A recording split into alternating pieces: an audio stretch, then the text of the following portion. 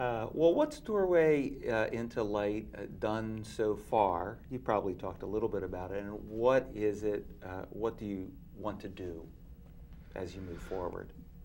As I've mentioned, we've put on 2- and 3-day trainings and workshops, bringing over people from the mainland who are at the forefront of spiritual end-of-life care, green cemeteries, and home funerals. We did a whole 3 days just on how to do a home funeral, how to move a body, how to how to create ceremony around keeping a body at home, rather than going to a funeral home. Is not to get too graphic. How do you move a body? Carefully. Carefully. And slowly. Because this is obviously one of those things that most people don't do.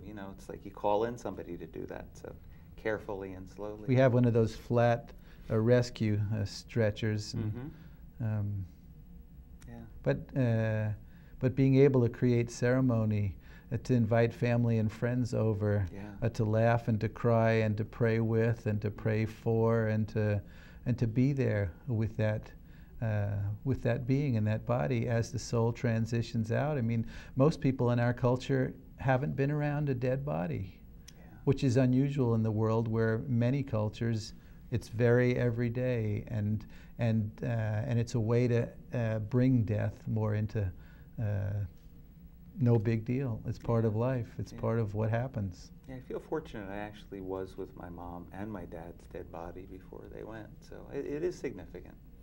It really is. So to continue your question, so we've had a number of trainings and workshops over the last 3 years. We've been facilitating a support group, death and dying support group that we now call Being with Dying.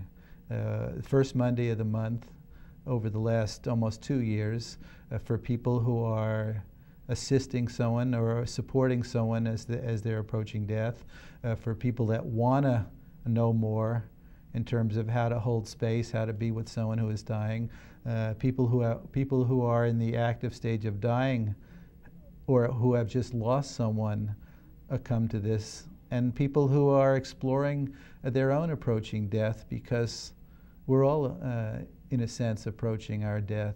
So it's a forum for exploring those issues, those concerns, those fears, and it's powerful because, as it turns out, we don't really have a forum in our culture to really feel safe to talk about it. I mean, we've had people come to our support group that felt like they could honestly grieve, whereas in their home communities, their friends might say, "Aren't you over that yet?" Or, "I mean, it's been a year. I mean, aren't you over that yet?" Or those kind of things, like you're supposed to get over it. Well, I don't believe you need to get over it, and that there's a time limit for grieving, and I would guess many of us are grieving one thing or another. It could be the loss of a loved one. It could be the loss of a career. It could be the loss of a relationship. We could be grieving over the state of the earth itself, or the choices our government has made in our name over the last so many years, and so this becomes a forum, and there is no real forum to express that in a safe way. And is this a Temple of Peace? This happens at the Temple of Peace in Haiku. And is anyone? Everyone's invited. So say again when it is. This is the first Monday of the month. First Monday of every month. What is it? Peace is on.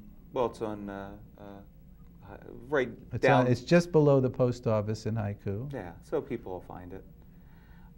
You are creating a model that can be replicated anywhere in the world, and I think you've mentioned already that Europe is embracing this idea. Europe is embracing the concept of green cemeteries. Yeah. This vision we're moving forwards, we haven't seen modeled anywhere. Okay, so green cemeteries are embraced in Europe. When you talk about this model, are you talking about the more spiritual aspect of it? We're talking about spiritual end-of-life care combined with spiritual after-death care, sustainable ecological after-death care, taking it back from a funeral industry, taking it back from institutions. Even the hospice movement is moving towards for-profit business. Hospice does a great job. And, more and more it's turning into it's business. I got you. So you're just, it's about taking this whole thing back and bringing it home, so to speak. We want to transform the way people approach death. This is a complex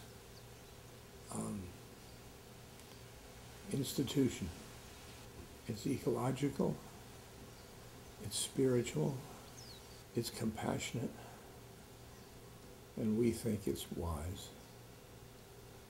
We live in a world out of balance. A lot of people are out of balance, don't realize who they are, why they're here, what their purpose is. People are searching for purpose. People tend to be lazy, I think, in terms of being motivated to wake up, and I think some of that is that we don't talk about death. It's the last taboo. And so another piece of this is to really kind of bring death out of the closet and bring it into the public forum where it's okay to talk about. People tell me all the time, I bring up death and everybody gets quiet. People don't want to talk about it. It's black. But it's not just black, and that's part of our work to bring it into the rainbow of it's okay to talk about it. In fact, it's important to talk about it. And don't wait until you're about to die or someone close to you is about to die. And don't keep your children out of the picture and thinking that you're saving them or protecting them. I just went to a funeral the other day where the family had put a chair next to the grandma was there, and you could come up and see her. There she was in the coffin, and the family had put a chair there so the kids could get up in the chair and kiss her goodbye and touch her. I just thought that was beautiful. That to bring it out to where it's normal, and so we can talk about it. And there's so much avoidance and denial and aversion to it in our culture that I think it adds to our fearfulness. It adds to our inability to fully embrace life and the preciousness of life, and the value of our relationships, and how precious it is. How precious it is. And death is a great teacher about it can change, it will change, and embrace how precious and what a blessing it is here and now. I haven't found a more powerful wake-up tool in the spiritual potpourri of wake-up tools. I think death and dying is the most immediate, powerful wake-up tool. Hey, we're going to die, and we don't know when. Yeah, I think you just said it all. Well, thank you so much for being on the show, Bodhi. I really appreciate it. Is there anything more? I feel like you said everything. Well, maybe I did. Yeah, I think you did. All right. Thank you so much for being here. Thank you very much. Yeah. That's it for another episode of Life on Maui. And I really benefited from this. I hope you did as well. So thank you for watching, and until next time, aloha.